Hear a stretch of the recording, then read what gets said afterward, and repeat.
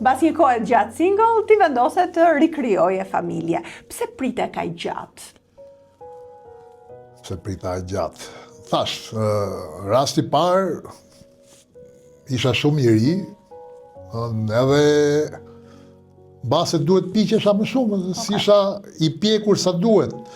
Pavarësisht se nuk më pëlqen të them, qofse për një anë tjetër, pra, le të themi politikisht, mund të kem qenë që herët më i pjekur se moshatarët e mi, në base kjo pjesë ishte e tillë që mu desh të arria një lloj ta shijoja jetën. Ti jetove me vete apo me prindrit mbasi u ndave? Unë kam jetuar edhe me vete dhe mas 97-s jam kthyer ke prindrit. Në 97-ën jam kthyer ke prindrit, me që ishte periudhë. Po. Ajo periudhë që ishte, ndenja me prindrit, ndenja afër atyre. Po, kryesisht vetëm kam jetuar. Okej. Dhe pastaj ti rikrijove familjen në cilin vit? I bie rreth 16 vite më parë. Do me thënë 2010-ën. 2010-ën. Në 2010-ën. Një fakt kurios që njerëzit nuk e dinë është që gruaja jote është 20 vjet më e re se ti. Të lumt që e the.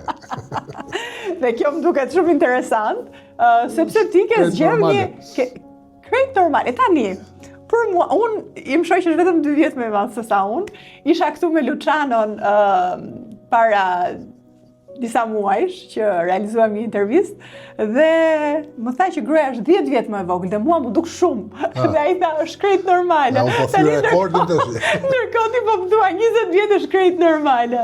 Krejt normale në qoftë se ti arrin të merresh vesh të komunikosh, dhe unë veten e konsideroj shumë të ri akoma. Okej. Kështu që atë ka rinuar një grua më e re më shumë. E kam rinuar unë. Mendoj që burrat e kanë këtë tendencë edhe për të qenë më të rinj, për të ndjerë më të rinj. Ka një arsye edhe kjo, nuk është se as ne kemi eksperimentuar dhe përveç rasteve kur hyn interesi, se di ke edhe raste ekstreme në botë, për shembull. Po, është vërtet. Të vipave, gjatë me nga 50 vjet diferencë. Nuk po flasim për këtë rast, ti ke tashmë 16-17 vjet. Jo, vërtet, ne kemi 20 vjet diferencë, po fati në këtë rast është që ajo domthon pjekurinë që atëherë ka pasur gjithmonë të pra ka qenë grua e pjekur. Dhe kjo është e rëndësishme, pra bisedat me Siush kanë qenë... Absolutisht. Patët një vajzë, ti ke edhe një vajzë tjetër, pra, më të vogël. A ke qenë më i përkushtuar me vajzën e dytë? Sigurisht. Thash, vajza e parë u rit kryesisht nga ajo, pavarësisht kontakteve që kishim. Te kjo e dyta unë dash gjithë përkushtimin që mbase do duhet kisha dhënë dhe tek vajza e parë. Është më e vogël dhe thash, jam me fat edhe me këtë. Si je ti si baba? Keni bërë gjëra bashkë, keni ndihmuar në unë si baba jam pak si baba im. Jam autoritar.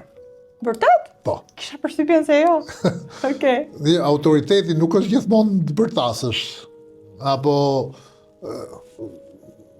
nuk e di, autoriteti vendoset edhe me pak gjëra. Sigurisht. Dhe është mirë, vjen mirë që edhe gocën e kam, edhe të voglën e kam vërtet të pjekur. Por thash, kemi një marrëdhënie të tillë, base ajo i me tjomën më shumë, dhe këto edhe bisedat e këto të afërta i bën me tjomën.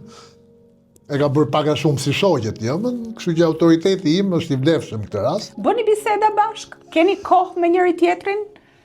Që keni tuajën? Jo, unë përpiqem nga herë ta tërheq në bisedë, po thash ky lloj autoriteti që kam krijuar e bën për shembull, më thot nga herë i me shoqe që kur i flas unë, thash nuk ti kem bërtitur, nuk mbaj mend në një rast që ti kem bërtitur, jo, po kur i bëj një kritik, vjeni me shoqe thot Ida po qanë.